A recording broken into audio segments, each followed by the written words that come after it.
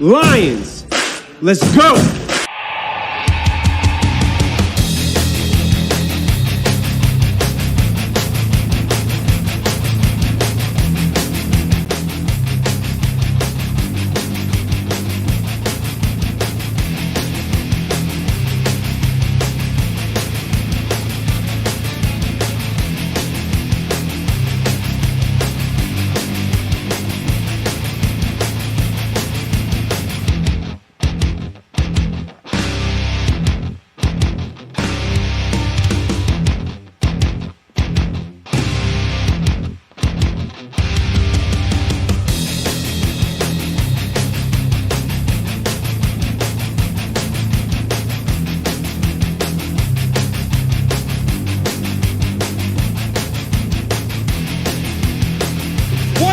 Nation, stand up! You've waited for this. Well, good morning and welcome to Rise and Grind Morning Show. It is Thursday morning, February 22nd, 2024. And I'm going to apologize for my voice right away. Had a little allergy attack this morning, so it kind of screwed me up. But good morning to everybody. Good morning to you, Derek. How's it going, man? Good morning, man. How are you? It's going all right. I miss football, though, Will. I do, man. You know, I thought about that the other day, too, and I made this statement, and I said, you know, like free agency and the draft, it's like I'm reinvigorated all over again. I got this different energy the last week. I was kind of, I guess you could say I was down in the dumps ever since the NFC Championship, but I really never outwardly expressed it. I didn't really feel it. But this last week, man, something's just got me perked up. I don't know if it's the 70-degree weather or if it's the NFL free agency period. I don't know, but I'll take it. Yeah. So we got a few topics, good show lined up for you guys this morning. And good morning to everybody in the chat. Donovan, Al Torrey, Braylon Dennis, Jason Wagner. Good morning, everybody. So we're going to start off right away with the Lions made some coaching changes. They relieved some coaches on Wednesday. Detroit also had multiple coaching contracts expire. And I think that's where we're going to start this morning. So senior assistant Jim Hostetler, defensive quality coach Wayne Blair, senior assistant John Fox, and defensive backs coach Brian Duker, all their contracts either expired or Brian Duker was actually hired by the Dolphins a couple of weeks ago, and the Lions officially removed him from the site and made it official. There's two that I want to focus on, and I'm sure, Derek, you're going to be hot on one of them, but the first one is John Scott. And the Lions parted ways with defensive line coach John Scott. And Tyrell Williams is his replacement. So what I will say right away on him is give you a little brief history. Williams joins the Lions. He's got 27 seasons of coaching underneath his belt. This is his 13th season in the NFL. I'm not going to go into all of his coaching stops because there's a ton. But he recently spent 6 seasons with the Tennessee Titans as their assistant head coach, defensive line, 2018 to 2022. The Titans led the NFL in rushing yards allowed per game. That's a good number, 76.9 in 2022, and allowed the lowest rushing yards 4 per carry and fourth fewest rushing yards, 10,044 in the NFL during that span. So prior to joining the Titans, Williams also served as a defensive line coach for the Miami Dolphins and the Oakland Raiders. Here's my biggest question, though, and this is a really big one for me because I did a video a few months ago called Detroit Lions defensive line coach change, who's to blame? When, you know, I noticed there was a lot of issues. There's a lot of issues with the defensive line, big changes between 22 and 23. And I felt the issue was related to Todd Wash leaving and felt that John Scott was just not getting it done. So my first question to you, Derek, is are the Lions masking Aaron Glenn's deficiencies by hiring and firing coaching staff instead of facing Aaron Glenn? You really want to start me off with that this morning, man? Get it you rolling. Really okay. All right. You know what, man? I'm going to say that I think that it's 75% that's what it is. I know Todd Wash was a big deal. And the thing about it, though, that I'm trying to figure out, Will, is, okay, so you have the same personnel with Wash pretty much that you had last year. And I know he went to Carolina, I believe, with Deuce Staley. So when we get into that second coach that I know you're going to talk about, I'm going to say yes. I can go on down deep into it, but I'm not going to do that this morning. I think that they are. I think that they are. It's only so many coaches that you can fire. And I made a video yesterday about how many defensive back coaches are going to get fired or relieved of their duties or not, signed up for a second contract. So I'm going to say that that's part of the reason that does have something to do with it. But I also believe that there is a lack of talent as well. And I think that you have to see, a lot of people don't want to do this, Will, but you have to you have to put the blame on someone. It's either the personnel, it's either the way they're being coached, it's either or it's a little bit of both. So I'm going to say masking to a certain degree, but it also could be something related to the coaching staff as well. I think that, I'm in agreement with all of that. My second follow-up was, or is it just John Scott, didn't have the experience to get it done? And I think you kind of answered that it's partially masking Aaron Glenn's deficiencies as well as addressing that, hey, there's an issue here, because they dropped off the face of a cliff between Todd Wash and John Scott. I mean, they still had a ton of pressures, did great in the run game. But I would almost argue that the incredible job against the run would speak highly to what John Scott did or was able to do. Or maybe that was the job of the linebackers and the defensive backs that were coming up in the box that were giving more run support, if you will. I typically use that term on the offensive side of the ball, but they were kind of carrying the defense and at times they were the biggest liabilities of the defense. So I don't know. I feel like it's a good move. I was sad to see Todd Wash go because we just know that guy brings it. I mean, a former defensive coordinator, he joined Campbell's staff in 2021. Following an 8-year stint with the Jaguars, where he also served as their DC for 5 seasons. The Lions still, struggled in run defense in 2021, and they made a huge leap in 2022. Yeah. So, I mean, they went from ranking 29th in the league, allowing 146.5 yards per game to, where did we finish? Somewhere in the top 5 or top 10 in run defense. Yeah. I don't remember the stat right off the top of my head. It was one of them, bro. It was one of them. But the pass defense is what was suffering for sure. Yeah, so let's talk about that one next and fire out a shout out to everybody. Man Bear Pig, Zachary Cleary, Peter Van Larhoven, Randy P in the house, Jason Wagner. How you guys all doing this morning? So John Desage, see you in there. Demigod 313. So you said 75% you feel like the reason is deficiencies on Aaron Glenn. And right now the poll chat, the poll in the chat, 73% agrees that the Lions are masking Aaron Glenn's deficiencies. So let's talk about Dre Bly for a moment. He was high promise, coming to the Detroit Lions, being a defensive backs coach in the college ranks, former Detroit Lion. I mean, I was super excited to bring him back in. I mean, he was one of the best to do it for the Lions when he was here. Very well liked, very good dude. High promise for this guy. Just didn't pan out. How do you place the blame on him versus Aaron Glenn? I mean, is it a scheme thing? Is it a coaching thing? Is it your downline coaches that are the problem? I guess there's a lot of questions to be answered. And I tell you right now, Deshea Townsend better knock it out of the park this year. Otherwise, there's going to be a lot of questions opening up. So the Lions let go of quarterbacks coach and former Detroit Lion, Dre Bly. After a very rough year for the Lions secondary, Townsend takes over his role. Few tidbits about Townsend. 10th season as an NFL coach. He was the passing game coordinator, cornerbacks coach for the Jacksonville Jaguars, 2022 to 23.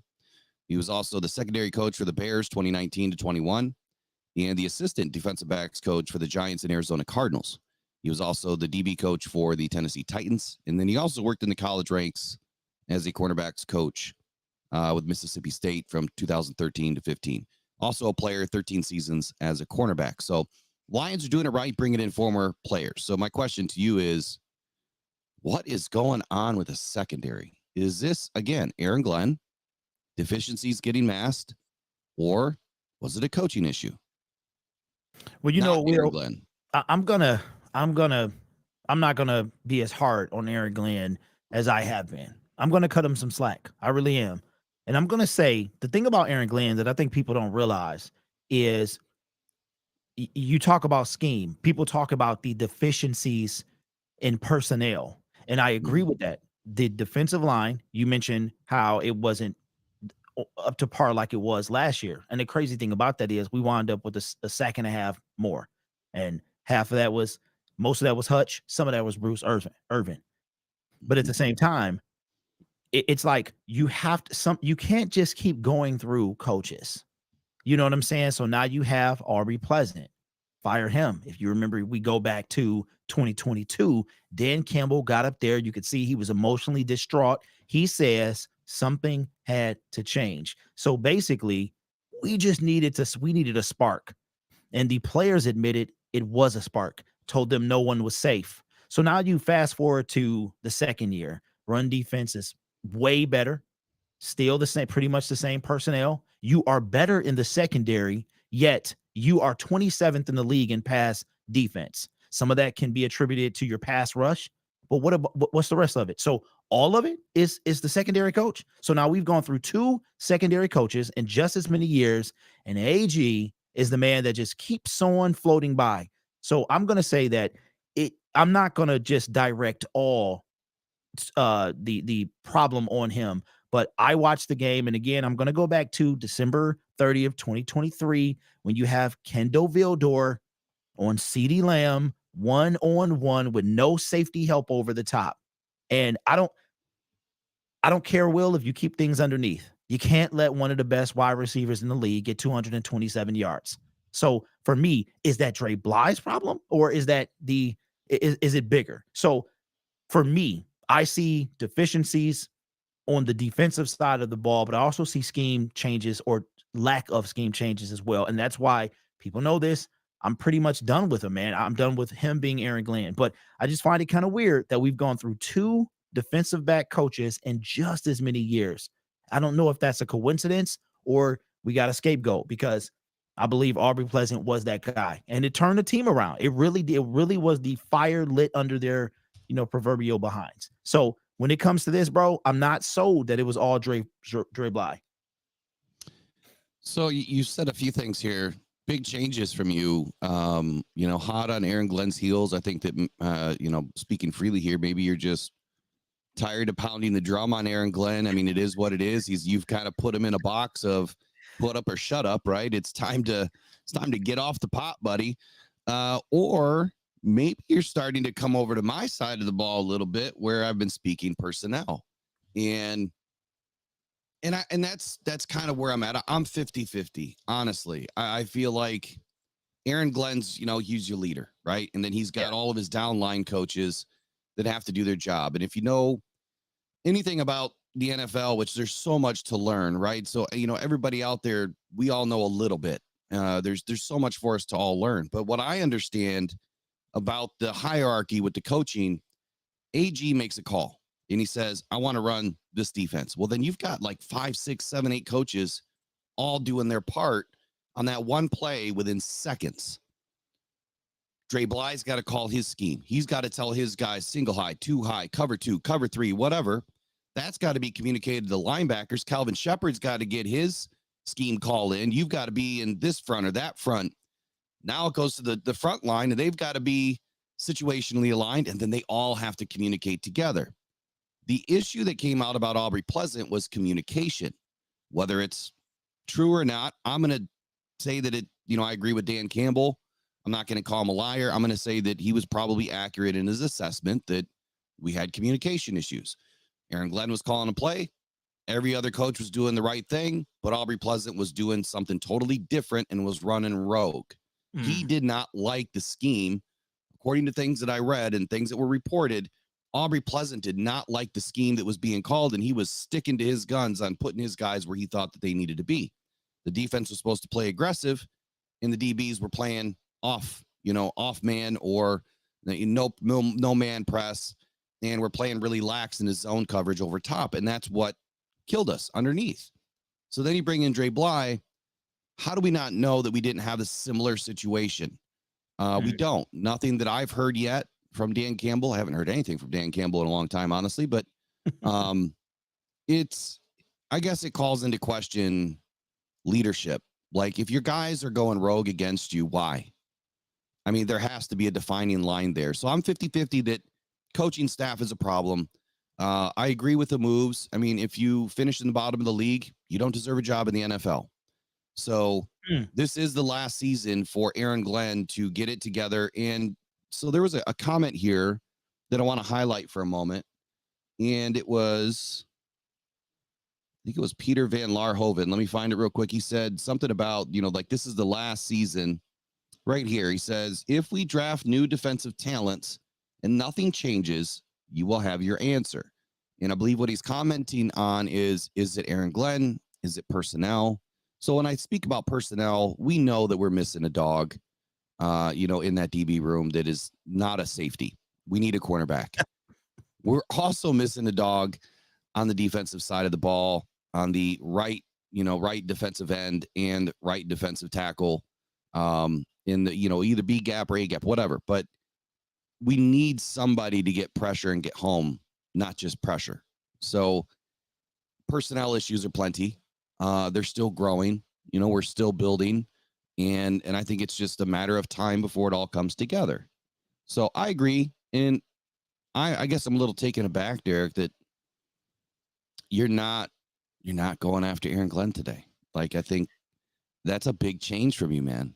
What talk about the change? Why? Are you just sick of it or had enough? Yeah, I think that's what it is. Plus, I'm like this. Well, I've always been the guy that will stand out on the ledge. And when it comes to this defensive, like this YouTube Detroit thing, and a lot of people, and I guess this will incorporate the other half of this as well, is I'm the guy that stands out on the ledge of, okay, somebody has to be held accountable. Accountability is a big word that floats around the city of Detroit.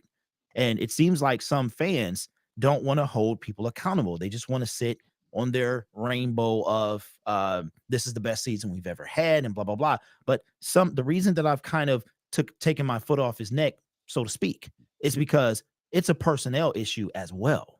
And this is the year, and I was talking about all the time about the definitive year for both Aaron Glenn and Brad Holmes. Brad Holmes must do the job of putting a dog or some dogs, a pack on the defensive line. It is time, Will. So I'm gonna let my foot off the gas of the, get rid of Aaron Glenn train for a little bit, because this is Brad Holmes' time to shine, and he's done it. But he's lacked on the defensive line, bro. You got Josh Pascal injured, Levi Onwuzurike injured. You go in 2023, and Broderick Martin in the entire offseason is the only thing he did to address the defensive line. Yeah. You tackle the secondary. Bravo. I appreciated that.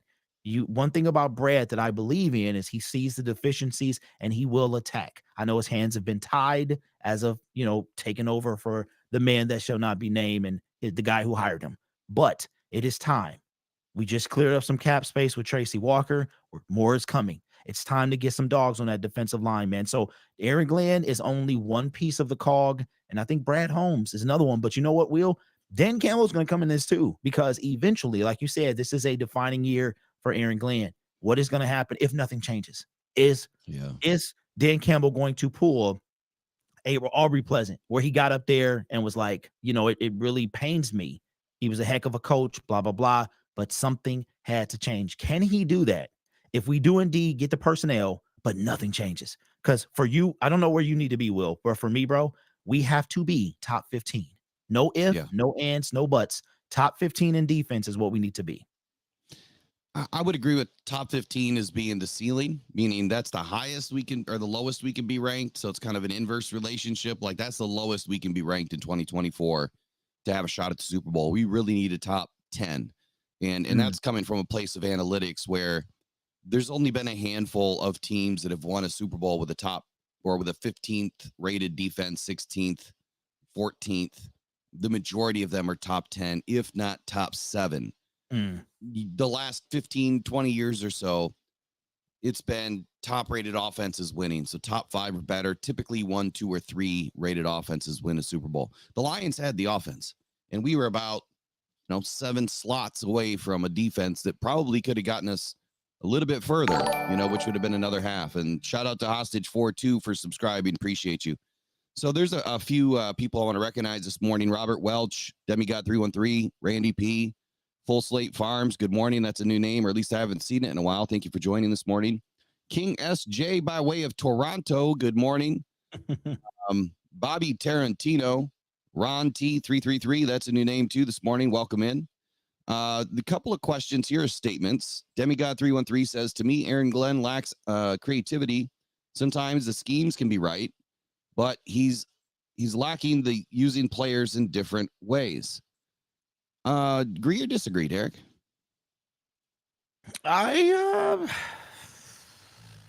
Let me see. Read that. To me, Aaron Glenn lacks creativity. Sometimes, I don't know if I necessarily agree with that. I think that if you have the personnel, it's not about creativity, in my opinion. It's about putting the personnel in the right places. So you have a lackluster secondary and a lackluster pass rush. In my opinion, you got to have help. You cannot have a Kendall Vildor and a Jerry Jacobs one-on-one with anyone, period.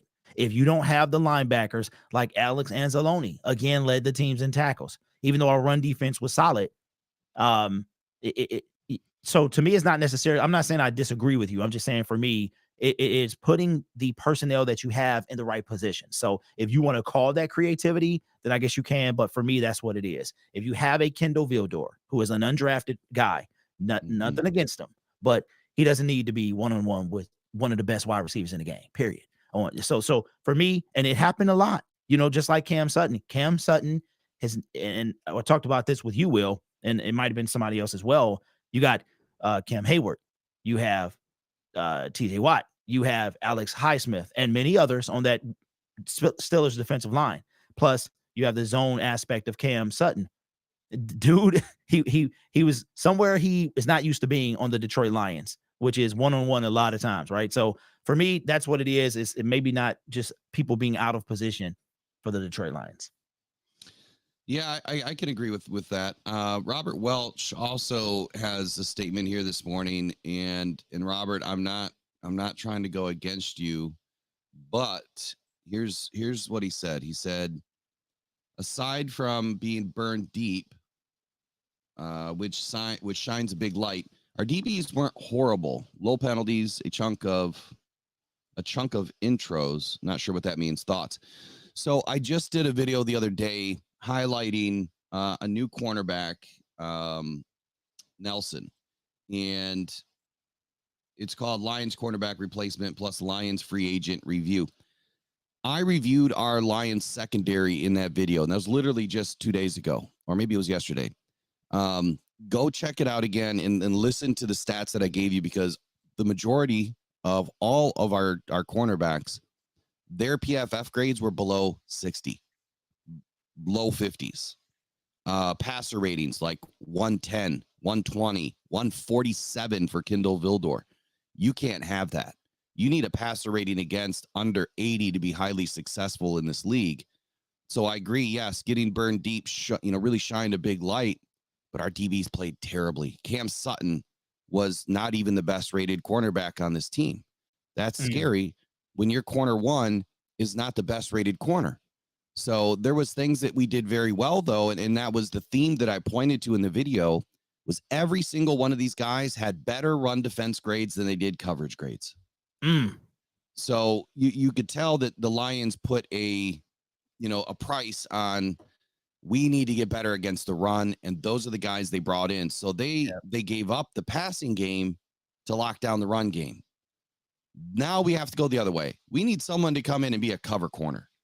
And someone, I'm not so worried about being a run defender, as opposed to, we need you to shut down the number one wide receiver. And there was another comment that came over throughout the week saying, look at the receivers that we went up against. How could you blame our corners for not being able to defend them? And what I would say was, go look at the games that they played, each team, each player, and then go look at some of the games where they were shut down. So some of those corners in the league had very good success against Jefferson. And I want to say the Chicago Bears were one of them, Jalen Johnson.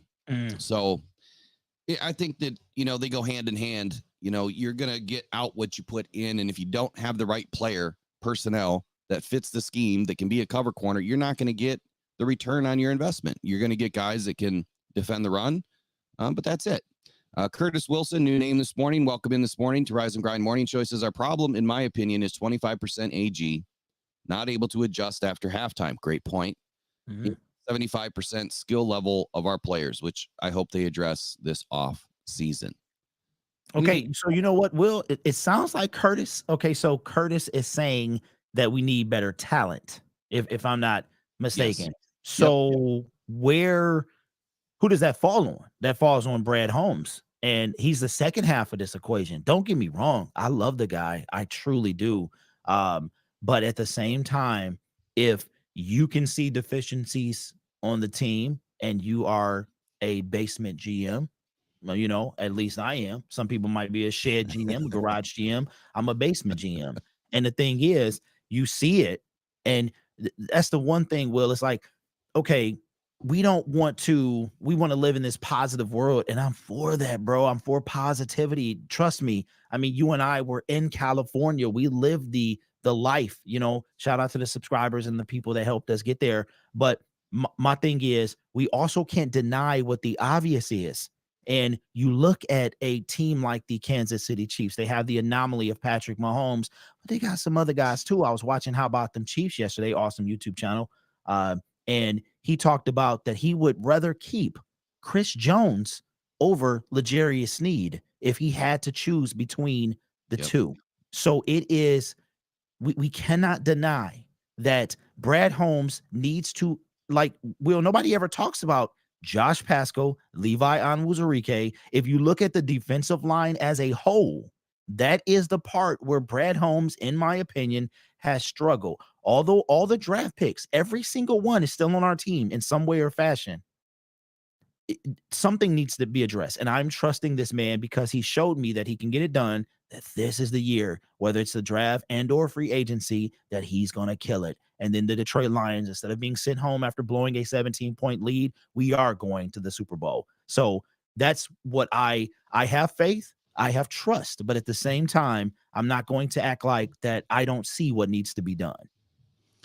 And I would agree with all that. I think that this is a very unique draft, and I've touched on it a few times in a few videos that we're pretty bleak defensive line talent in this draft. You've got to get top rounds, or you got more projects like Broderick Martin. I highlighted Dwayne Carter yesterday.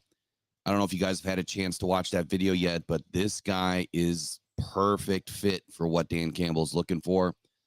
I mean, I could have gone on forever in that video. This guy has done so much in his young life and is such a good community guy. That's why he fits so well. And I think that he's going to rise in the draft. So there's some good picks, to be had in the middle to late second, early third round, probably where Brad Holmes is going to get one if we do not jump up in the draft. With corner, it's going to be tough. You've got first round corners that can come in and, light a fire. After that, it gets a little bit slim, but of course I haven't looked at everybody yet either. So I'm sure there's some gems there that I'm missing. Safety, there's bigger, better safeties in this draft than there are corners in the later rounds, meaning second, third round. So it's going to be an interesting draft in my opinion. I think that we're going to be surprised, to say the least, at what direction he goes in. And that's why we're hoping, here in the next week or so at the combine, that these conversations start to be had between players and coaches, and try to figure out who's available, to come to the Detroit Lions and who wants to come to the Detroit Lions, I think is the bigger question. So we'll move on to the next topic. Casey says, hello, gents. I'm in Northern Michigan until spring, back in North Idaho for summer. We'll be in Detroit area this coming fall. Looking forward to Derek's pizza watch party or joining you at Ford Field. Well, that's awesome. I don't know if he's doing those. Are you doing those again next year? Or this I don't year? know, man. I don't know. We've lost the 2 times we've been there. I'm not superstitious, but most of the fan base is. So I don't know. We'll give it another shot maybe and see if we can break the curse. Either way, Casey, if you're going to be around and you'd like to, go grab a pizza and wings or something and watch a game, I'm sure we'll be able to work something out. I'm going to be doing some live streaming from some bars up in the Muskegon area. And that's going to be a fun time. So I'm not going to do every game because I got to be at just about every game this year. I might take 2 games off. Maybe. We'll see. Yeah, Demigod 313. I'm going to put this out there and then I'm going to move on from it, though. But he's asking, what is taking so long from the Lions to release Will Harris? I think that will be answered after the combine. It may happen quicker, but I think a lot of things are going to happen after the combine because they have to get their marks, their last marks on these players. And I know a lot of people don't put a lot of value in the combine anymore after Dan Campbell calling it a pajama party or Brad Holmes called the pajama Olympics. But there's still a lot to be had at the combine. There's a lot to learn from the players that you're not going to see on film, which are the interviews and then their true times, without pads on. So next topic, man, we're stoking the flames this morning. Justin Fields. Look, you guys know that I've been calling out Justin Fields for being lackluster at best as a quarterback. He's a running back, in my opinion. And I said it all season, after the Bears completely imploded, that I said, this is it. Justin Fields is done. He's going to exit the NFC North. And that type of talk really picked up this week. But there was another shade of talk that picked up too. And I wasn't real happy about it. Justin Fields calls Alex Anzalone a dirty player. And he was on the Amon-Ra St. Brown podcast this week. And his first quotes was this: y'all play harder than most teams. I will say that. Y'all play harder and through the whistle.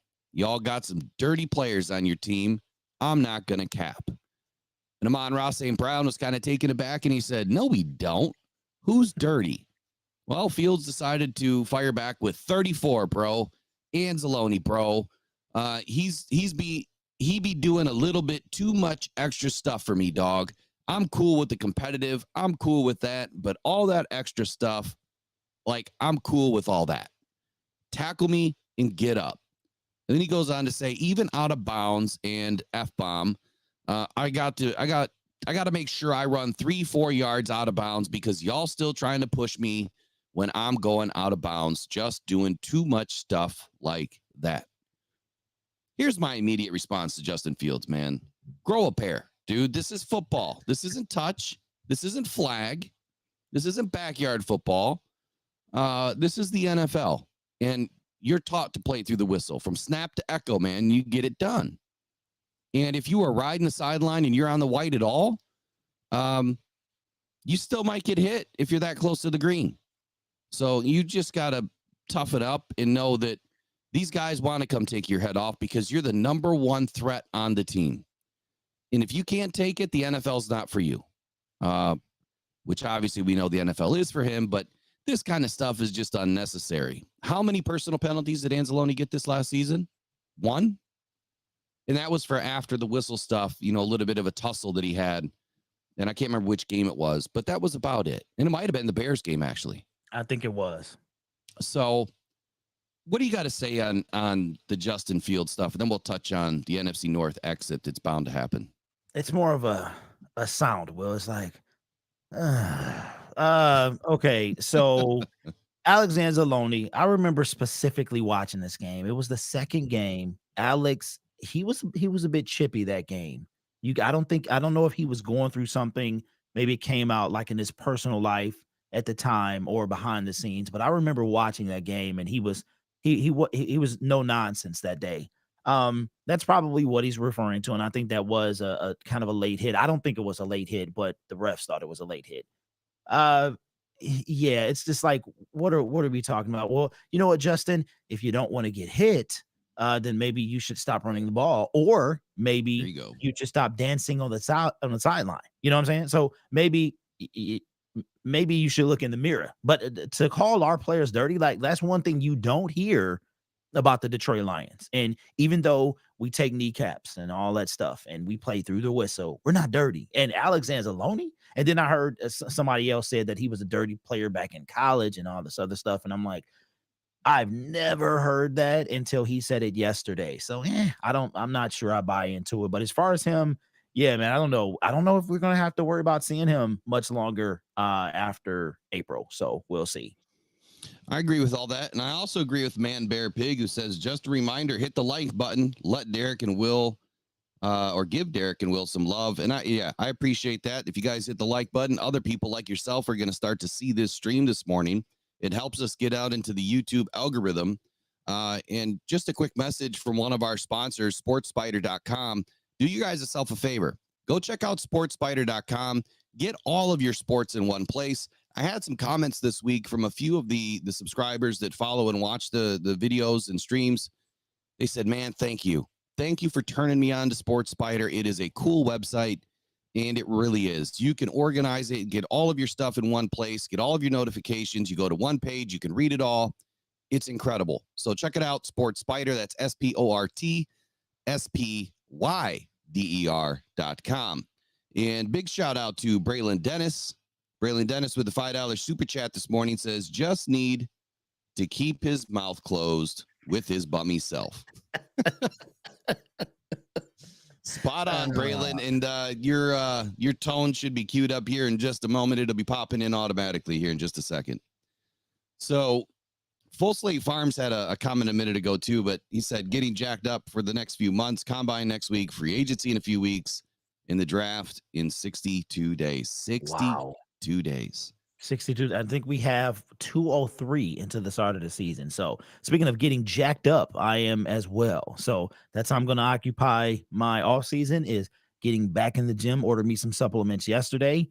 They're been shipped, so I'm excited about that. Trying to occupy my mind, man, because that loss is still kind of haunting me. And but I'm excited for free agency. Will, like, playing until almost February. What a difference it made, man. It's just in time. It's like, even though it's 21 days, that it was difference between the end of the season and the time we went to the title game.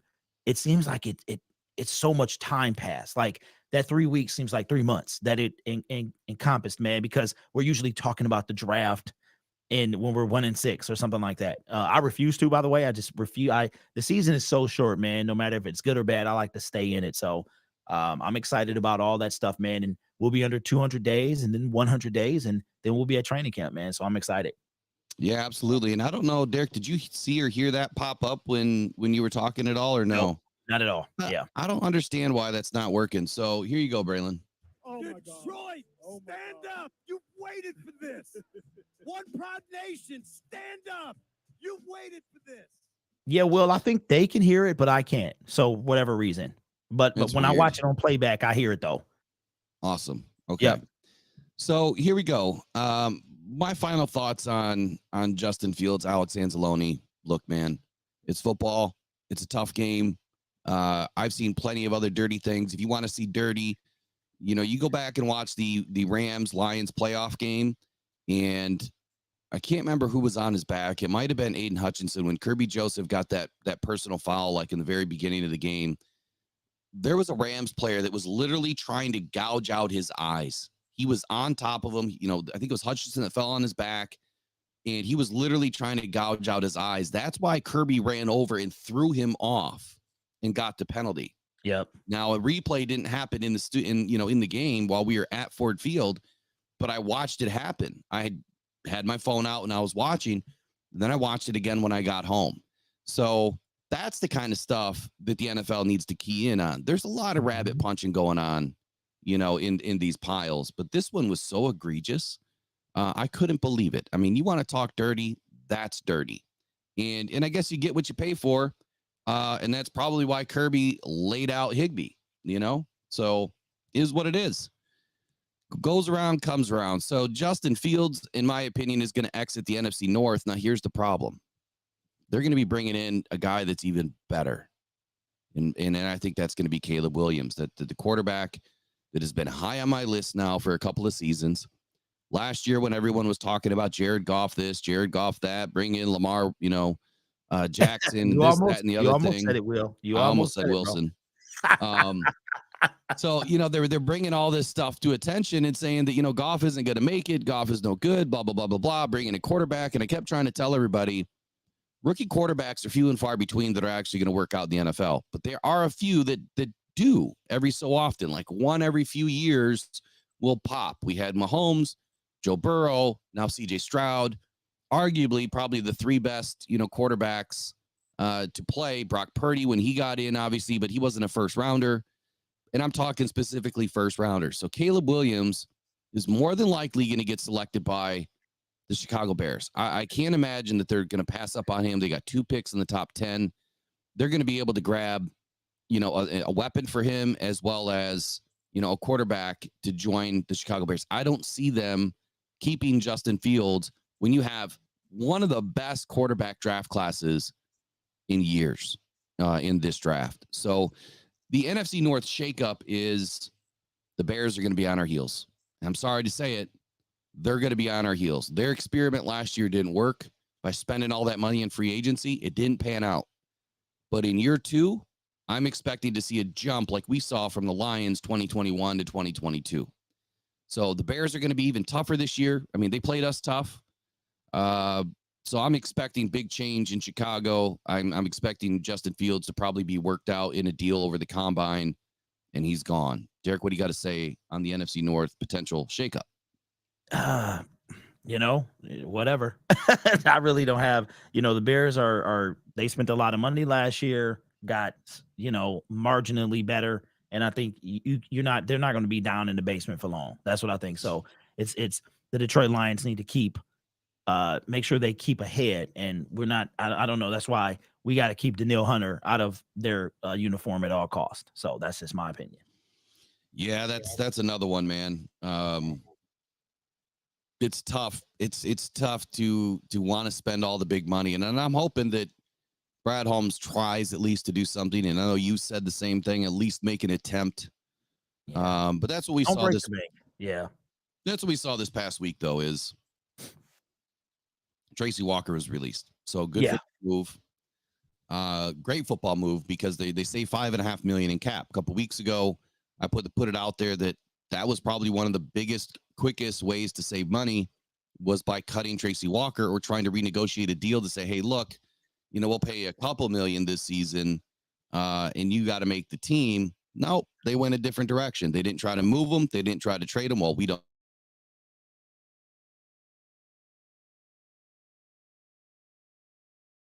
Is this the beginning of what's going to happen this season with this DB room? I called it the other day that, man, they're going to completely remodel the DB room again in 2024. And I felt like in 2023, we were worse off than we were in 2022. Wow, really? Yeah. Wow. 2022, that's a low bar, Branch. Will. Minus Branch. That's a low bar, bro. We had Amani Oruwariye, we had Mike Hughes, we had Jeff Okuda. So I'm gonna disagree, man. I mean, that's a low bar. Tracy Walker, though, yeah, we saw it coming. And you know what? I thought about this, Will. The Lions are always about doing players a solid. They really are, man. So maybe instead of trading Tracy Walker, they released him so that he could go to a team of his choosing. You know what I'm saying? So maybe, but it was a good move. Tracy's a stand-up dude, man, and that's why we saw it coming. I think it was either Brad, Dan, or both, and they were like, I think it was Dan during his end of season press conference, like, you know what, you can't get emotional. You really can't, even though we know he does, but it's a business, and if you lead with your heart, you're not going to win games. And this is what he was talking about, because this is just the beginning of the hard decisions. And what I love about this means our team is getting better. That's what this means. It means that, like you said, there's going to be a player coming in. Maybe he's already with the team, maybe he's not, but this is how you get better. You have to get rid of players, 6-year players and stuff like that. But it's a good thing for, I think, both the Detroit Lions and Tracy Walker, because Tracy was relegated to being inactive. He did not play in the NFC title game. He was not even in uniform, and that had to suck, man. So, Tracy, stand-up dude, and he, worked his tail off to come back, and good for him. And I hope he lands on his feet somewhere, and I'm sure he will. But yeah, it's just the beginning, Will, of the tough decisions to come this offseason. So I see a similar thing happening here, and I don't know if you just mentioned it, like Okuda. So, Okuda had all of the workings of becoming a great corner in the NFL. He just never had a teacher.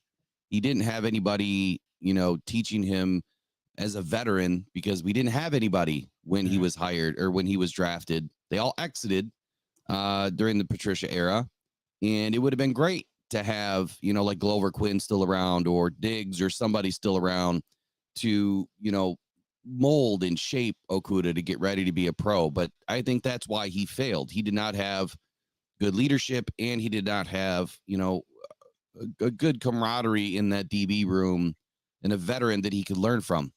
Tracy Walker, he's been pretty solid, right? He had a really standout season, excuse me, and I think it was, 2019, 2020, and then he signed that extension and kind of fell off after that. And then that injury was really tough for him to come back from.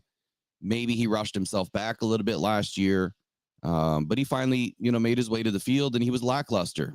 But I think that we see this with these types of injuries, that sometimes your first season's not going to be what you are. So I'm expecting for him to land on his feet pretty hard and hit the ground running with another team that's going to utilize his services. So I expect Tracy Walker to do well. I appreciate, you know, everything that he's done in the community, everything he's been as a Lion, you know, for all these years. But here's, I think, the bigger thing to take away from this. How many guys do we have left that are not Brad Holmes guys? Very few. Very, very few. Taylor Decker, Frank Ragnow are two on the offensive side of the ball. Jonah Jackson's a free agent. I think that's it. That's it. Haven't even thought about it, Will. That's a good question, man.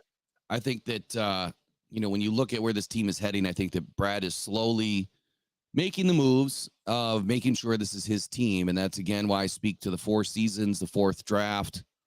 This is going to give him an opportunity now to fill in this team. And by next year, they may be devoid of all previous draftees that were not his. What Taylor Decker, I think, has only got 1 season left after this year. So I think this is his last season. And you think Frank retires? No. I mean, as far as contract. Oh, okay. Frank Ragnow, clearly this, I would say I'm 75% this is his last season, if not 80%. I think if we win the Super Bowl, it would be. Oh, of course it would be. Yeah. I think in a heartbeat. Yeah. You know, sometimes you got to take life and limb over football, right? In limb, I mean, figuratively, right? His limb is pretty bad. Yeah. So, all right, last topic. And then around the 9:30 hour, I think that we'll be having a guest on, Eric Rintamaki from the UP. He has been a Lions superfan forever. He's also a founder of a pretty cool scientific discovery in Michigan. And so we'll bring him on around 9:30. I think, I mean, Derek, if you can stay, please do. But if you got to jump, you got to jump. So I think that, you know, when he gets on, we'll transition a little bit. We'll get set up, and then we'll talk to a Youper about what it's like to be a Lions fan and just have a good conversation. So don't be afraid to stick around after the 9:30 hour. But up next, our last big topic of the day. This is a defining season for Brad Holmes. Big season for Brad Holmes. Like, there's going to be a lot of telling marks on his last few drafts and how these players have panned out. And, you know, is the Levi Onwuzurike going to actually do something this season? Is Broderick Martin going to make the jump that we're hoping he makes and is expected to make? Is Josh Paschal finally going to play all 17 games? So there's a lot of things that are going to be, you know, hanging in the balance this season. But before we get to that, first and foremost, there's some rumors going around the NFL that Kirk Cousins could be on his way somewhere else, not a Viking, and that Russell Wilson could be headed to Detroit, that there's rumors that Jared Goff can't win a Super Bowl. I'm not going to talk about it today. Derek, you can, but I think they're just rumors. I think someone's just pumping this stuff up for clicks. So if you see it, if you hear it, investigate it, because I think it's just all BS, to be honest with you. Anything you want to add to that, Derek? Yeah, man. No, it's that I just don't. When I saw it, I was just like, what is this? Like, it doesn't. I literally saw a click farm. Like, that's what I saw. Like, what? How in the world? That doesn't. It makes 0 sense. None. So yeah, I'm not sure. So that's the thing about social media today, and I think kind of what's been going on since, I don't know, 2016-ish, is it's a business for a lot of people. and clicks is how you make money. So I think that a lot of this quote unquote news and breaking news and rumors or whatever that are being There's the spilled. snap, there's the knee. That's one. You stand up, Jared. Put those arms in the air. Well, I got to tell Put you those about arms the in one. the air, Did you hear the 16. one? Did you hear the rumor? The one about how Chris Jones is now following the Detroit Lions. So No. on Instagram, I yeah, did not. yeah, man. So it's that's what it is. And I said yesterday, Will, I'm like, social media is great. It's a great way to stay connected instantaneously. That's where the majority of NFL news comes out at, through the insiders, right? But I mean, what is reality versus just something like Justin said yesterday? That's one thing I can say is like, why do people make such a big deal out of it? But like you said, Will, it gives us something to talk about. But I don't know where this stuff is coming from. Chris Jones, I don't know if he wants to leave Kansas City. And if they decide to tag him, they're going to pay north of $30 million. So that should be interesting. But yeah, I don't know where this stuff comes from. It's interesting to talk about, but that's about it.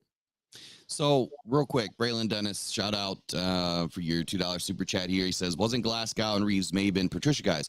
Yeah, they were Quinn guys and Patricia guys, but Glasgow is a free agent and Reeves Maben is a free agent. So the guys that I spoke to are the guys that are currently contracted. So you know that they're going to be here this season, or at least we expect them to be here this season. So the room's getting pretty thin for previous hires. And I just think it's a telling story of what Brad Holmes is trying to do. I don't think he's outwardly attacking these guys because they were brought in by a former regime, but I'm just trying to drive the point that we're finally going to have all of Brad Holmes' guys on this team, and there's no more excuses, right? As Derek has said a few times this season or off season, it's a defining season for Brad Holmes. He's going to have all of his draft picks. Fourth season now, when you do the math, that's a full squad, both sides of the ball. Does not mean that you drafted 11 on D and 11 on O, but it's a full squad now. So you should have no excuses. So Derek, kick it off, for Brad Holmes and why this is probably the most defining season for the Detroit Lions and Brad Holmes. Well, it's kind of crazy, man, because he's not going to have the Stafford picks anymore. So, which would have helped us, but they did because they turned into Jahmyr Gibbs, Brian Branch, Porter, all that stuff. So they did help us. But now we're going into what I'm looking at now is the monetary value. He's going to have the most money that he's had since he's taken over and dug us out that hole from the man who shall not be named and the guy who hired him. That's their title, right? So I applaud Brad Holmes for what he's been able to do and how effectively he's been able to do it. But now you've got if you look at it, everything was lining up for this offseason. Last year, a lot of people that we could have used could be tagged. This year, the same thing. But there are going to be a few that fall through the cracks of not only the franchise tag, but also available free agents that can make this team better. Brad Holmes is always talking about making the team better. And I'm just going to use an illustration here just because it's we talked about it at the trade deadline, okay? As much as we have gotten off this train, and I'm not saying that this is going to happen, but if we talk about a guy like Chase Young, and this is not about Chase Young love, but if you look at the number of sacks that our team received, 11.5, the next closest one is 5. We're so bad on the defensive line as far as getting the quarterback to the ground that almost anybody will make a difference. Anybody will make a difference. So this is a definitive year for Brad Holmes. We know what he can do in the draft, but what can he do in free agency? What will he do? I don't think he's going to break the bank. I don't want him to break the bank. What I want him to do is I want him to bring in someone that can help this team win. And I'm sorry. I got to stop apologizing. I'm not sorry. The Grit Warriors are not going to win the Super Bowl. That is not a thing to me. They're not going to win the Super Bowl. You know why? Because we saw it just happen.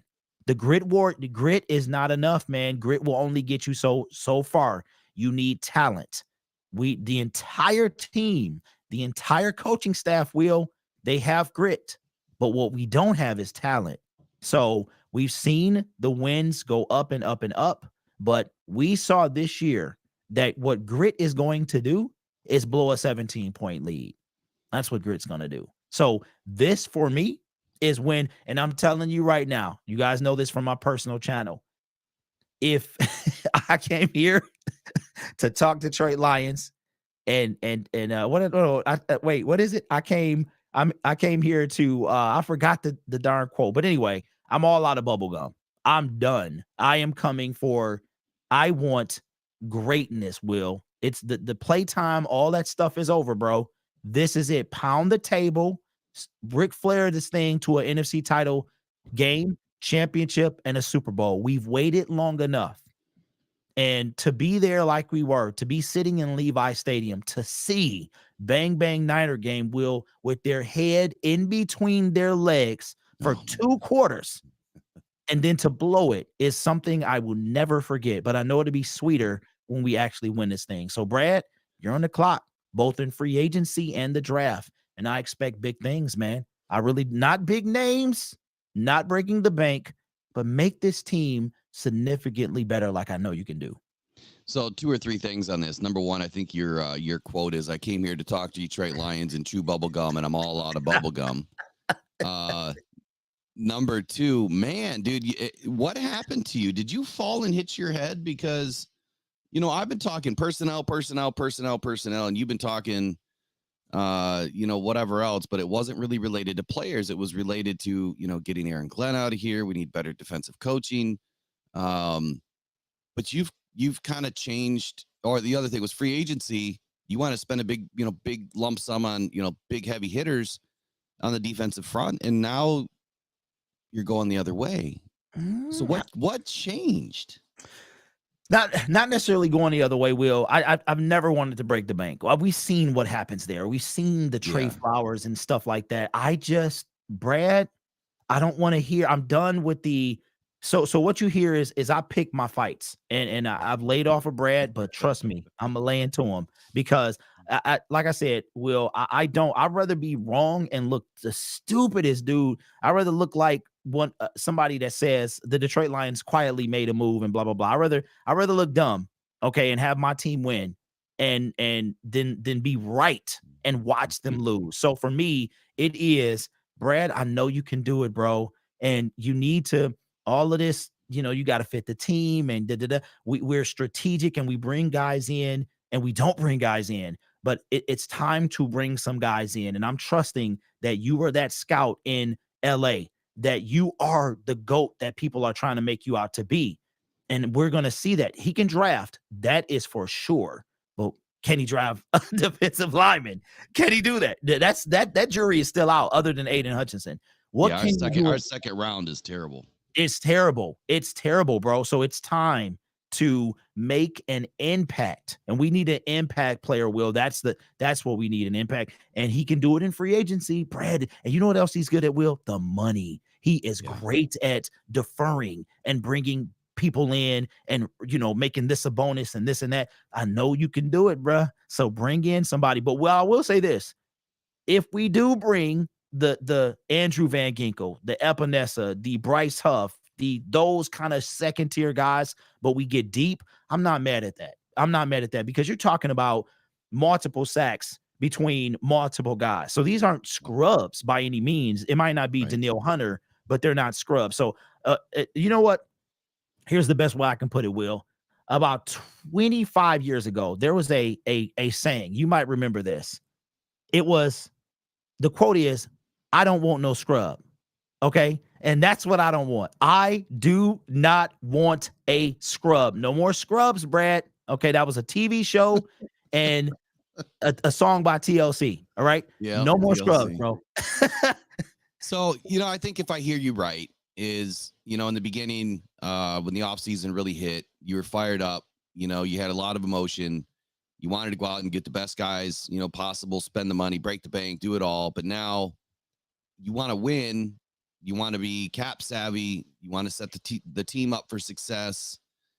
And as long as you can bring guys in and upgrade, you're okay with that. As long as we're getting incrementally better, but it leads to wins. That's the key. Is it has to be the right people. It has to be the right amount of money, but it has to always equate to the bottom line of being wins. And I'm in that same boat. And that's why I've been highlighting a lot of players like AJ Epinesa, Nelson, because, these are guys that are big upgrades. A 69.1% passer rating against for a cornerback is insane. And as a CB2, that they're not throwing the ball at Derek Stingley all the time. And I'm just using the reference for the most recent video. So you bring guys like that in, and he's a huge upgrade to what you're losing already in free agency. And that's where I'm highlighting players right now is how do we continue to build the core, address the deficiencies because of guys that we're losing in free agency and the guys that just didn't play well. I mean, our cornerback room outside of Cam Sutton is going to be completely different. And with our safeties, Iffy, Kirby, Branch, they're staying. So we got 4. We pretty much have 4 guys, and probably Chase Lucas. He's an ERFA. He's probably really not going anywhere. So outside of those 5 guys, I mean, we still need 6 more. We still need, we entered the season last year, I think, with 11 DBs. And I think we started the season with 10, maybe. And then we still had a couple on the practice squad. So when I'm highlighting players right now, I hope you guys understand that I'm doing it from a place of we're building the depth. We're making sure that we have quality players at every level because you're only as good as your second tier guys. Your first guys aren't going to play 100% of the snaps. So you have to build the depth so that when they come in, you don't really have this huge transition, or loss, of ability on the field, and you're getting torched. That's leading to scores. And then your first team comes back in at the 20-yard line. It's too late. So you're only as good as your depth. And that's why, you're only going to bring in 1 or 2 top tier guys in free agency at most, typically. But it doesn't necessarily have to be a $25 million guy. Brad Holmes wants to sign his own guys. Yeah. He wants to keep as many as he can. And I think that everyone, understands that this is the season that is going to define Brad Holmes because there's no more excuses for Aaron Glenn. There's no more excuses for Brad Holmes not addressing the pass rush and the DB room and making sure that those two are locked up. They did a great job with the linebacker room. Quite honestly, I wouldn't be surprised if we get another linebacker this year. That's my bomb for today. I am going to highlight some linebackers probably next week, but this draft has got some great linebackers in it that, potentially going to be right where we're picking. So don't be surprised if we grab another linebacker because, Alex Anzalone's only here for so long. And quite honestly, he could be trade bait with that $6 million cap hit. It's not much.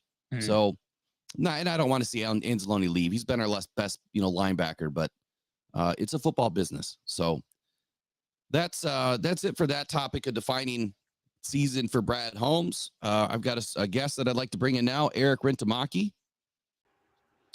Hey, good guys. morning. Good morning, Eric. Can you hear us okay? Yep. Hey, Can you hear me? Awesome. Gotcha. So Yep. Eric Rintamaki lives up in the UP in Michigan. Has been a super fan for how many years, Eric? 48. Every year of my life. 48 years he's been a fan. I'm sure you've been a super fan for more than half of that. But I wanted to bring you in this morning because we started chatting on social media. We had a chance to meet and greet for a few minutes out in California at the NFC Championship game. So first, I guess I would like for you to address to the fans, what is it like to be a Lions fan in the UP where there's one, not a lot of people, and two, do you ever struggle having to, get the darn game on the TV? Not on the TV, but just having to deal with all the incessant Packer fans that are everywhere. That's the part I don't care for. I'm first and foremost a Packer hater, more than I am a Lions fan. I just, for all these years, them just shoving it down our throats. Oh, we're better. And being relentless to us poor sappy Lions fans and, just not letting us live in our misery. Always drove me nuts being up in the UP.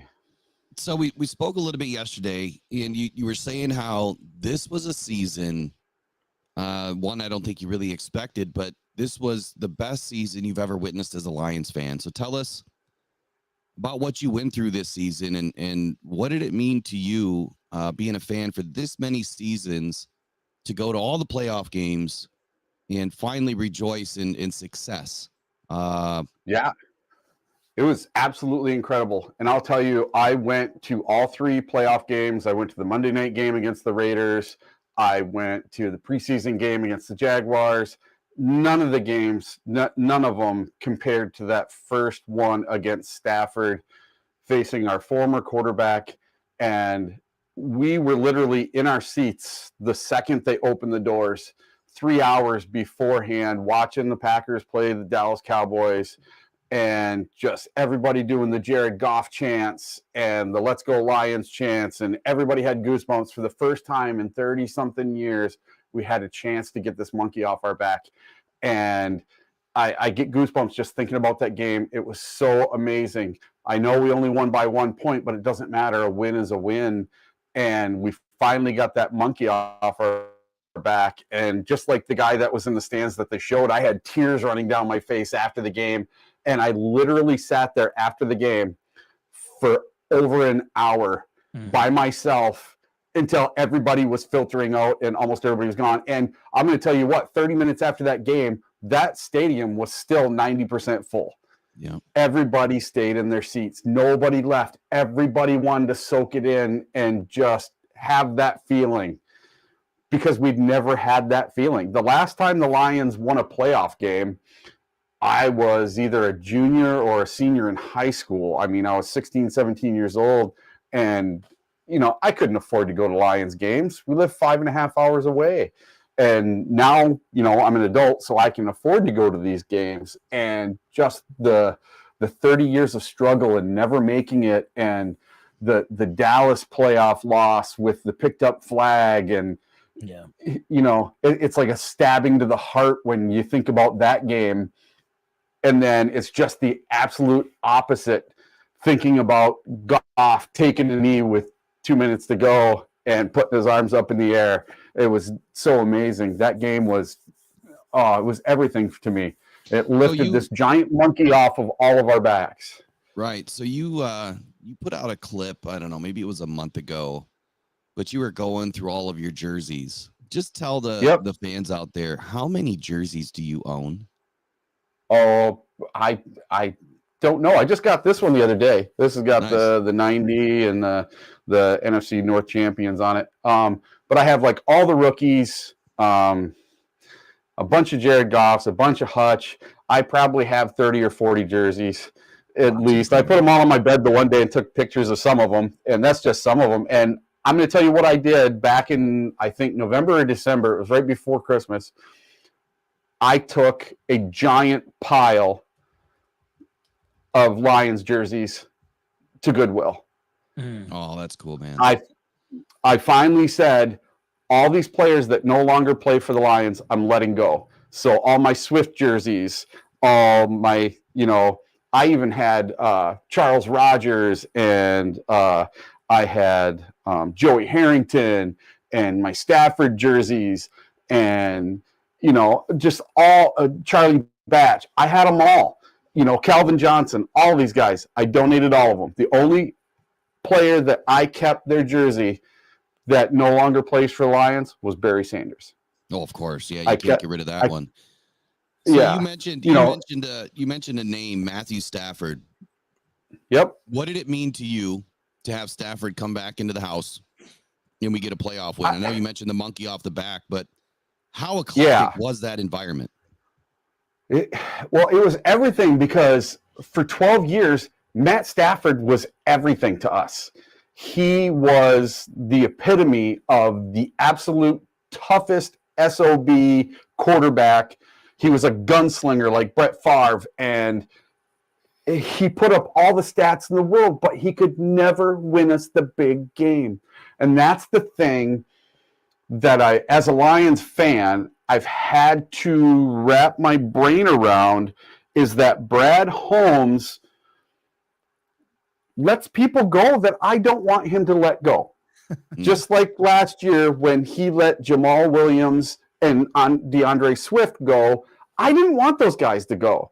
You know, Jamal Williams broke the touchdown record, and then we bring in 2 other guys.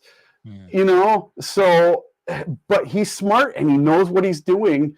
And him bringing in Goff instead of Stafford, I don't remember ever hearing Stafford chants at a Lions game for 3 hours before that playoff game.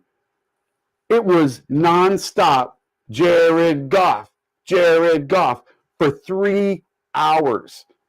And then on the way to the stadium, after the game, I took this amazing video of us at the Greektown Casino, and we're walking through the hallway trying to take the elevator back to our room.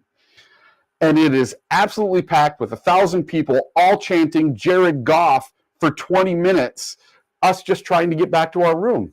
You know, I never had this electric feeling like this with Stafford. And I love Stafford. He was my favorite. He was always my favorite. I loved him to death. But now I have converted to being a Jared Goff guy.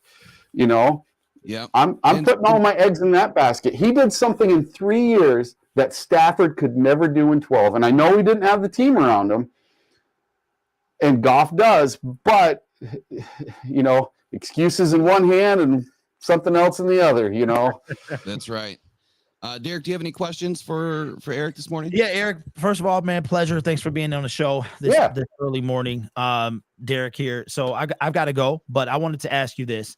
You being the super fan that you are, I got a lot of respect for super fans, man, because of the way that you channel the emotion into just, you know what, no matter what it is, I'm going to be there. And there were some moments, man, that I almost walked away from this team in the sense of I wasn't going to watch anymore. I would always be a Lions fan, man, until no matter where I go, I would pay for DirecTV or whatever it was to watch the Lions. But I was just tired, man. It's like breaking my heart over and over and over. So what is the balance that you find between, because I know obviously you want to win, right? So what's like that balance? We did something that won't be replicated, but we can only get better. So now it's getting to the Super Bowl, winning the Super Bowl. And like when we get there, I want to win.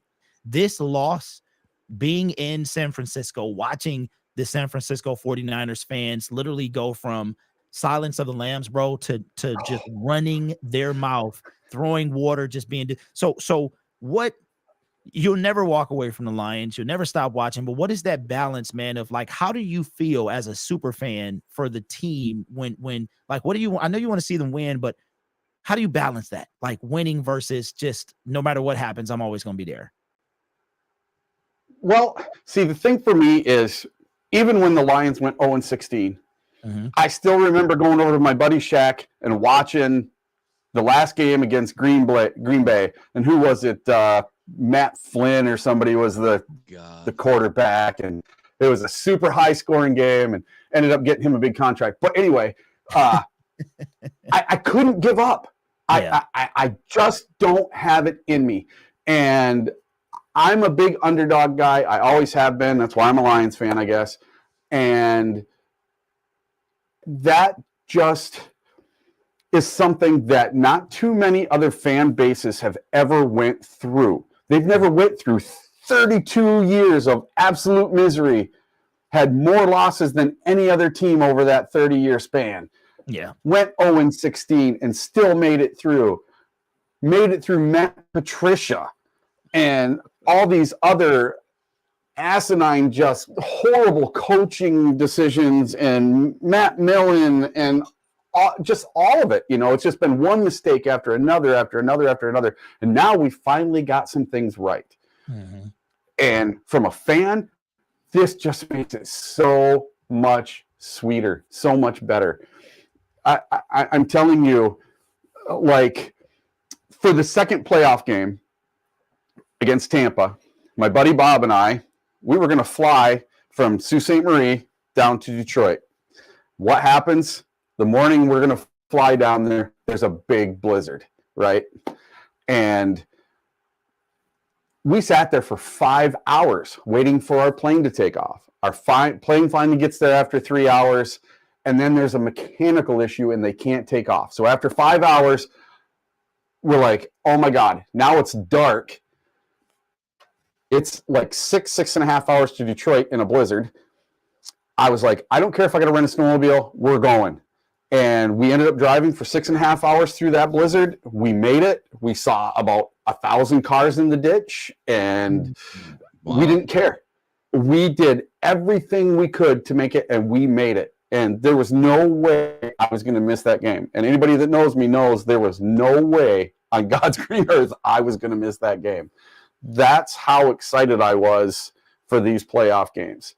And during the Tampa game, okay, when Gibbs ran that touchdown in the corner of the end zone, and he gives the guy the stiff arm looking right at the camera. Yeah. I was in that end zone. I was in section 140, okay, not too far up. I was screaming so loud during that touchdown. I literally passed out, fell backwards into my seat. Hey, Eric, give me just 1 second here. Yep. I think Sure. Derek's got to head out. So, Derek, Okay. really appreciate you this morning, man. I hope you have a great rest of your day today. And what do you want to send off the Lions fans with this morning before you take off? Man, is good things are coming. Asking Lions fans to be patient is probably one of the hardest things that, somebody could do. And I think we've been patient enough and stuff like that. But as Eric will continue to explain how we were the first to go through all this misery and how good this past year felt. And I believe that good things are coming for the Detroit Lions. I believe that we will win the Super Bowl in the next 5 years. And, we're going to be along for the ride. But that's one thing about Detroit Lions fans is whether we get angry or whatever we do, man, we're not going anywhere. We're not, even when you try to leave, you always come back. It's always, and it's almost like there was a moment, I'll leave you with this. There was a moment where back in 2021, I was just so tired, man. And the Lions were 0-10-1. In that game, that Minnesota game, I said, if they lose this game, I'm going to check out for the rest of the season. What happens? They win on the last second touchdown. And that was my sign that, you know what, Derek, stick around and it's going to get better. So with that being said, don't forget to subscribe to the channel, Rocked On Syndicate, and as well as Rocked On Podcast Network. We'll be going full time over there very soon. Eventually the show will get to longer and more frequent as well. With that being said, man, you guys are awesome. And I will see you on during the next show, man. Peace out. All right. Thank you, Derek. Really appreciate you, man. Have a good day. So, Eric, I got a couple questions for you. And I appreciate all the history lessons and everything too. So yesterday you had spoke about free agency a little bit. And you mentioned a team that used to be called the Redskins. So for a lot of us, fans that are clamoring about defense and free agents and, how is this team going to get better between 23 and 24? It seems like everyone's easy answer is, well, you just spend a bunch of money. You go out and buy all these free agents and you get the best ones available and you're going to be better. So explain what you've seen happen with the Redskins. I think, was it back in the 90s, maybe? What did they do and what lesson, I guess, did you take away from it? Yeah. So what happened was, the Washington Redskins had more money than any other team in the league, right, to spend on free agency. So they went out and got Albert Hainsworth and all these high-priced free agents to fix their defense and get them to the Super Bowl, right? Well, the thing about free agents is they didn't go through anything with that team to get where they are. And so they didn't have this camaraderie and they didn't have the relationship. So when all these high-priced free agents came in, they were all about the money and getting their bag and not about winning football and being a team. And I think that's the thing that Brad Holmes has gotten right. He spends very sparingly in free agency and tries to build through the draft and bring players in the beginning of their career. So it's just like going to war with your battalion. You're coming up through the ranks. You're not just going straight from getting this big paycheck to being a starter. Only a few people get that, and it's the whole chemistry thing. And in my personal opinion, that's what I don't think is going to work for the Bears. I know you think the Bears are going to be on our heels, but I think that's what's going to be their Achilles heel, paying all this money for these linebackers. And then in this free agency, they have a bunch of money. And I know they have some draft picks, but I don't think they have a very good balance of draft picks versus free agents.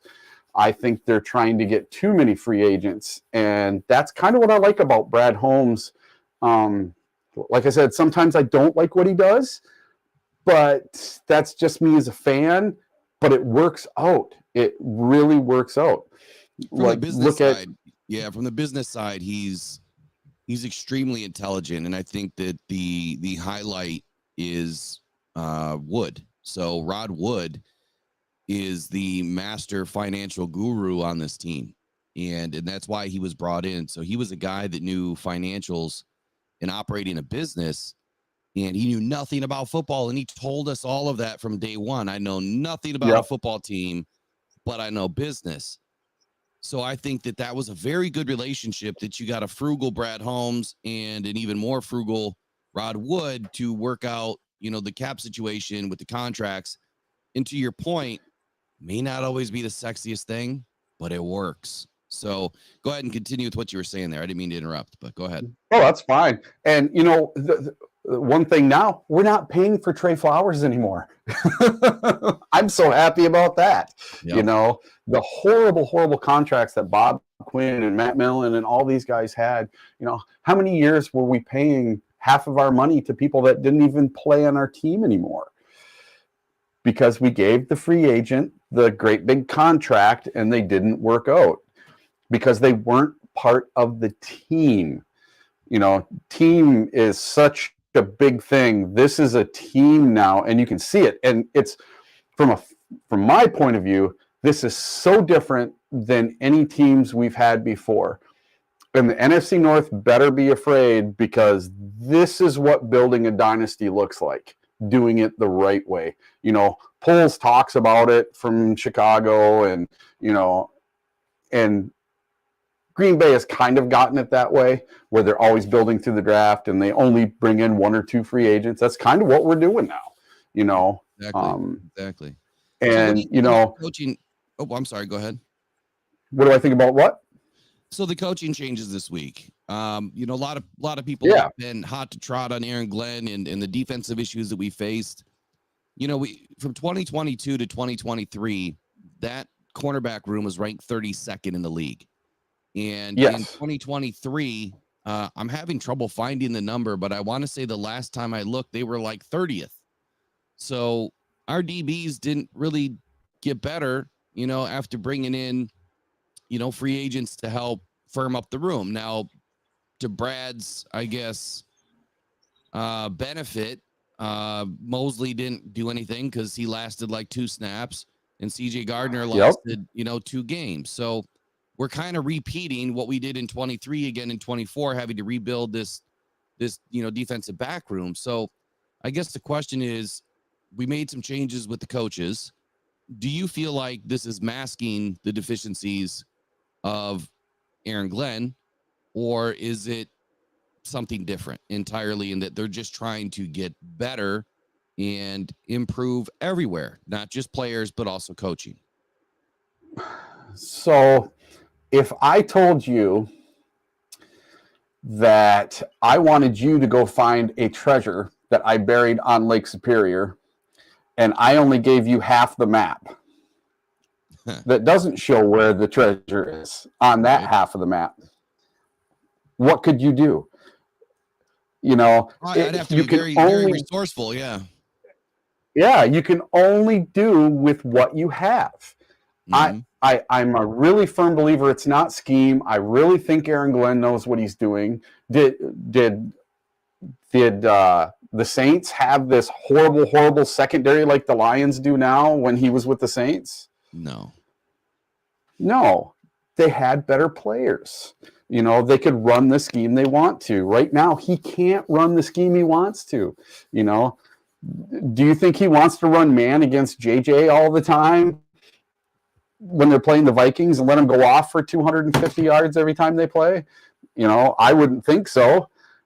you know, and Well, you know, to when you that have point, to that Vildor, point, Eric, if you look across the board, you know, Justin Jefferson had his 2 best games, I believe, against the Lions, and then he had like 3 or 4 more games that were just insane too. But the rest of the season, in the early part of the season, if you look at the top corners that he went up against, they had good days against Justin. I mean, 87 yards, I would take that all day. If you keep JJ under 100, I'm cool with that. But anything north of 100 is too much. I mean, you're gonna have days, you know, where players go off. I mean, it's expected. These are athletes. You know, these are the best athletes in the world. I mean, we expect Amon-Ra to do it. We now expect Sam Laporta to do it. We expect, you know, Jahmyr Gibbs to do what he does. There's no reason why you wouldn't expect Justin Jefferson to do it. But you also have to realize that and I'm not saying you personally, but everyone out there has to realize that sometimes the personnel, half the map, is half the problem. So you need the right players on the team to be able to play the scheme that you're bringing to the table. Would you agree with that?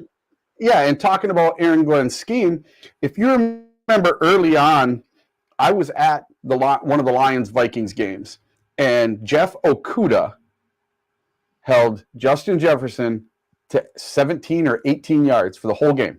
Yeah, the whole game. So was that his scheme, or was that the player?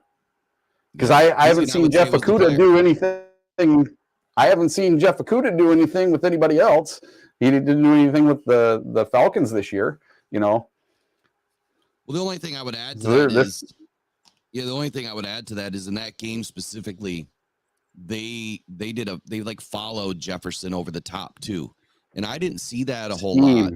Yeah, so there was a little bit of a scheme change where it was almost like a man and a half.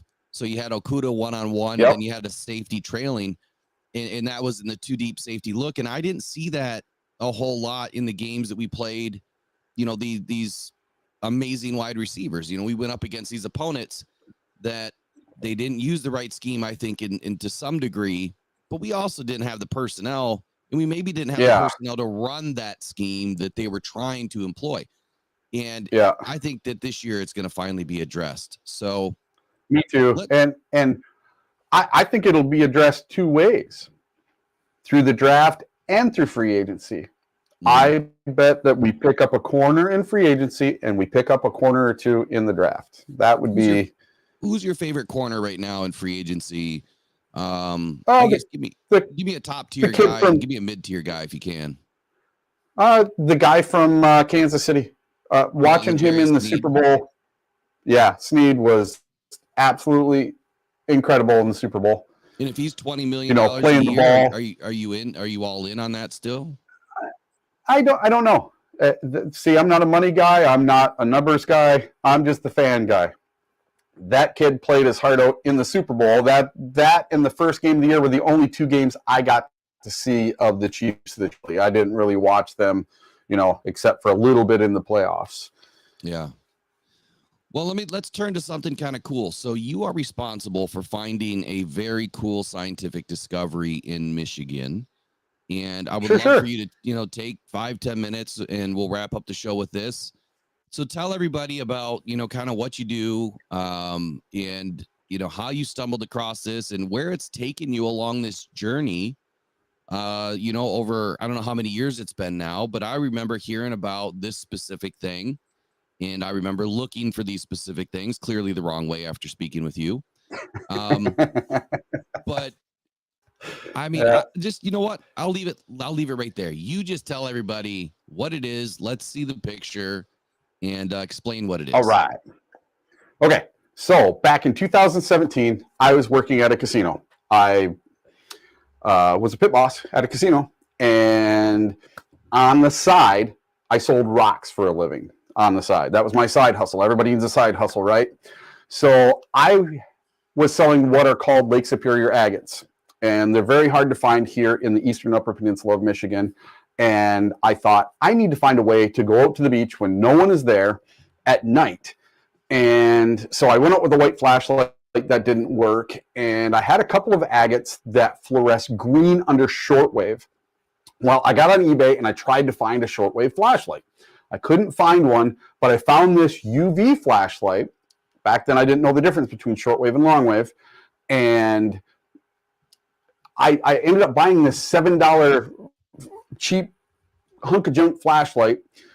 It was UV because right next to the picture of the flashlight, it had a picture of a green fluorescing agate. So this ad lied to me. It would never make any agate fluoresce green. But I took this little flashlight out and I went to the beach with it. And for 3 or 4 nights, I didn't find anything. On my 4th or 5th night, I was on my hands and knees, literally out at Vermilion Lighthouse, the old Coast Guard saving station. And I'm on my hands and knees. I'm holding this flashlight super close to the beach, and boop, boop, boop. I find 3 glowing orange rocks that looked like they were fires, like coals from a fire. And I'll show you what they look like in a minute. But first, I just want to show you what one looks like in daylight. This is what they look like. Plain rock. A plain Jane gray rock until you hit it with UV. Let's see if I can do it this way. But I'll show you some that I have under camera, under lights here. So this is pretty cool. And so they're super bright orange. They're super fiery. They're super awesome. And they're so much fun to go and find. And I discovered these in 2017. In 2018, I ended up getting them tested, verified to be a new find for the state of Michigan. And the technical term for these stones is a nepheline cyanite rich in fluorescent sodalite brought down by glacial activity from the Coldwell Complex in Ontario, Canada. Say that 3 times fast. And yeah, a lot of fun. So I ended up having come up with a name for these, and I asked the geologist, what do I call these rocks? And he's like, well, come up with a name, where you're from, where you live. Usually we wait till you die. You probably don't want to wait till you die. And then it'd be Rintamaki-lite. And I'm like, that's awful. So I go to the beach with my brother-in-law. We're trying to come up with names, and we're throwing all these different names out: Michigalite and Superiorlite, Muscalite, Vermillolite. And I'm like, I need something that has the pop, something that has the pizzazz, you know? And so I'm like, I'm a Uperlite. And I said it out loud, and he's like, that's dumb. And I'm like, no way, it's perfect. So I kept the name. It's awesome. I stuck with it. And in 2018, I ended up taking a group of 20-something people out to the beach, and I asked them if I could, film somebody finding the first one. And I did. And that video ended up going mega viral around the world. It's got over 500 million views around the world now. Got me signed to a digital media company. It just blew everything up. And then from then, I ended up being on the Discovery Channel, the Travel Channel, PBS, Smithsonian Channel. I'm going to be on the Weather Channel here coming up in a couple of weeks. And then I have another documentary coming out with a company from Berlin, Germany, that I'm going to be releasing here in the United States. But I've had everything from Dude Perfect and the Crystal Collector, and I've done so many amazing things. And now it's afforded me a lifestyle where I can get season tickets to the Lions games, and I can travel to all of these football games. And I'm living the best life, let me tell you, because whether we're 0-16 or 0-17, or whether we're 17-0 and heading to the Super Bowl with the number 1 seed, I'm going to every game that I can possibly go to, and I'm going to support my team no matter what, and I just love it. And so rocks are what has made all of this possible for me. That's incredible. Do me a quick favor, just check your camera setting on the stream software. Just make sure it's on 1080.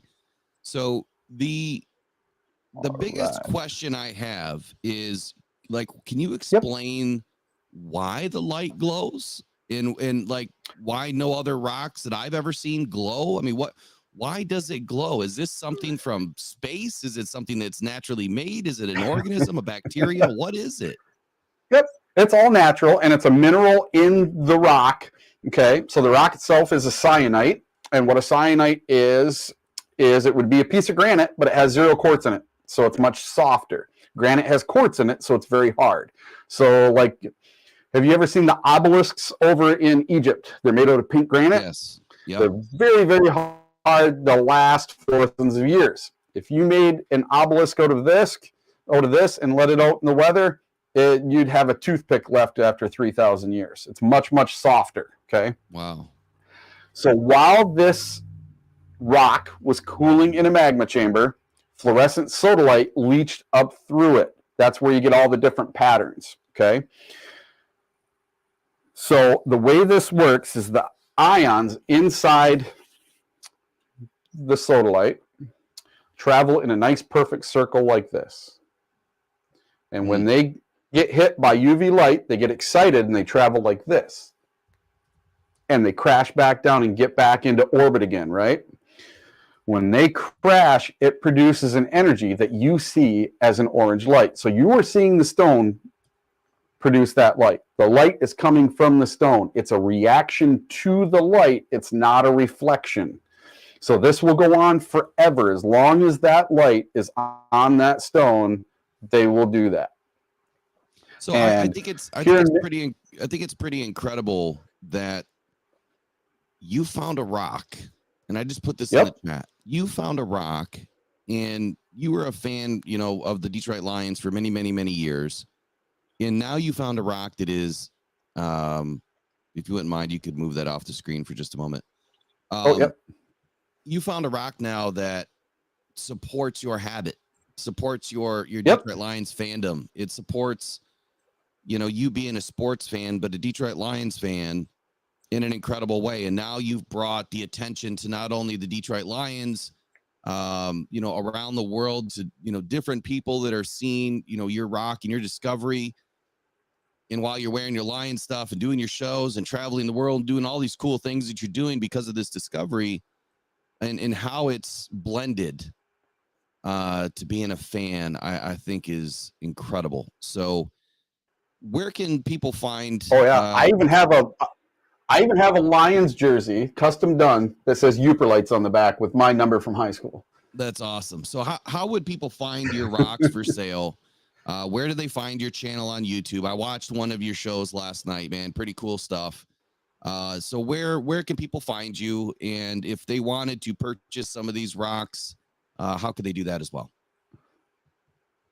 Okay, so right by my name there, it says Uperlights.com. Just go to Uperlights.com, Yooperlights, not lights like Ligh.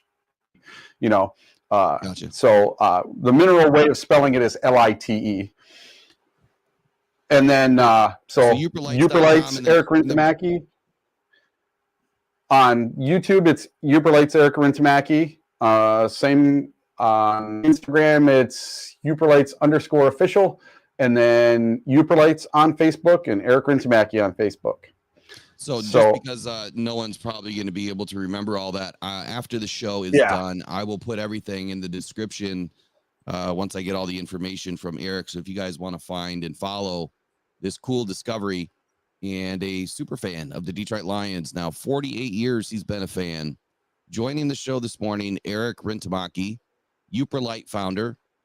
What do you call yourself when you find something like that? It's a major discovery, but what's the scientific name? I don't know. A guy who found a rock. I'm a guy who found a rock.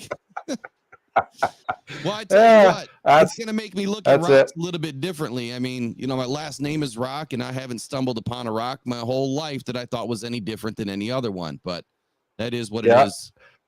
So look, well, Eric, you come up to UP with me, and we'll get you looking for some rocks that you never found before.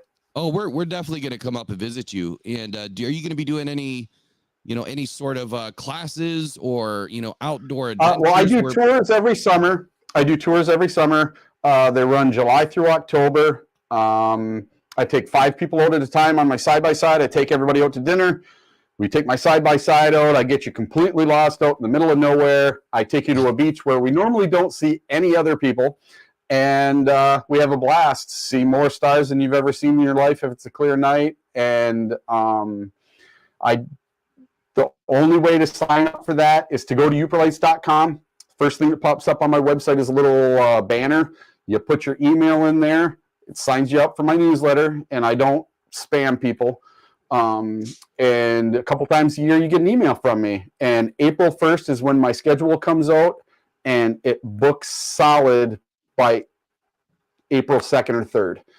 I usually sell out very, very, very fast for my Sounds tours. like you need to expand. So, Eric, leave us with some Lions tidbits here, because we're going to be wrapping up the show here in just a few moments. Number one target for you in free agency and or the draft, what positional group is the biggest need in your opinion? The biggest need has got to be cornerback. It's got to be a corner.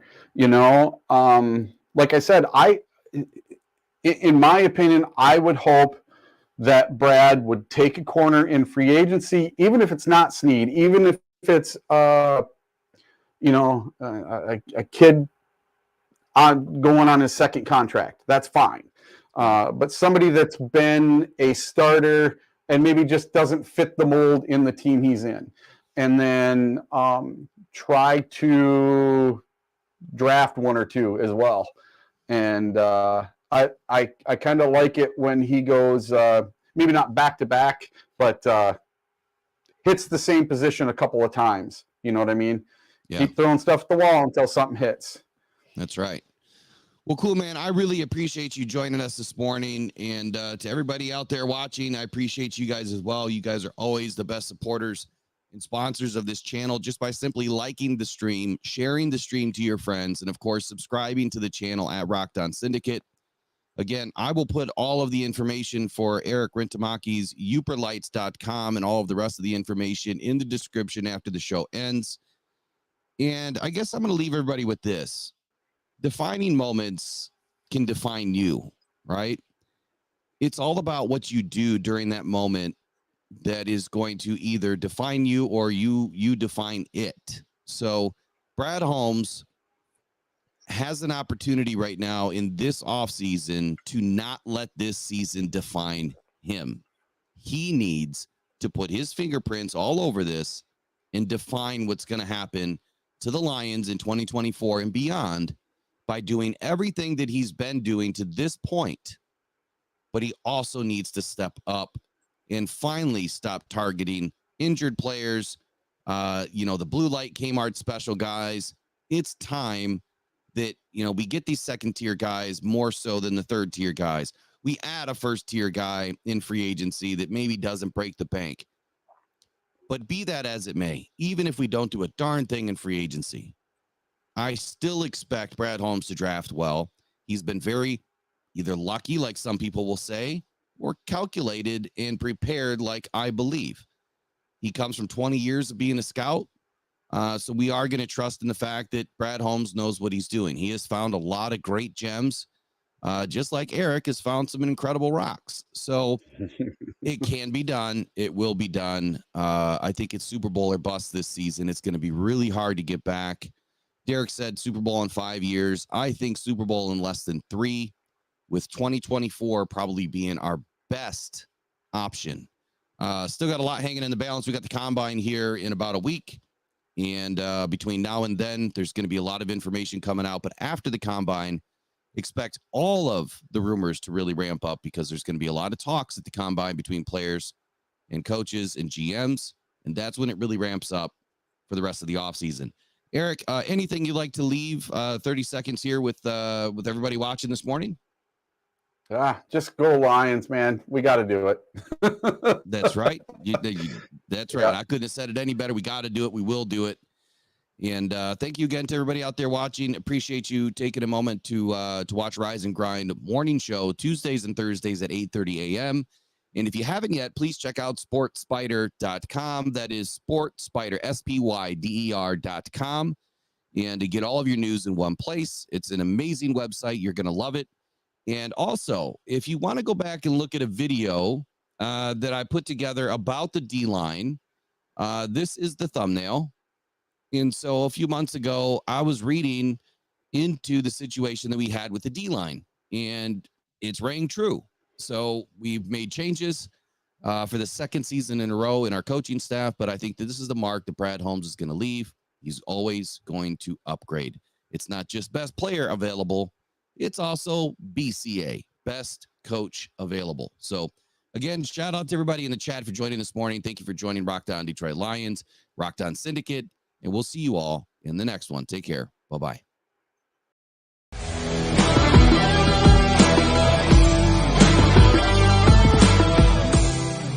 Lions, let's go!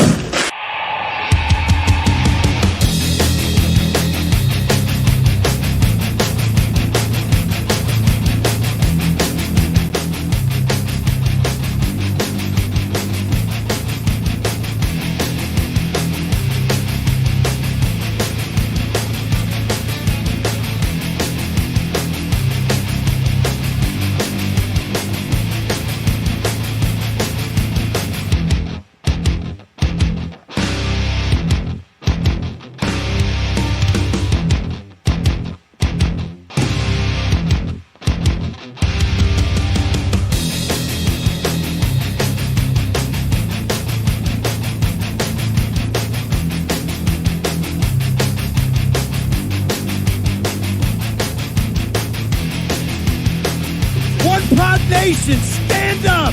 You've waited for this!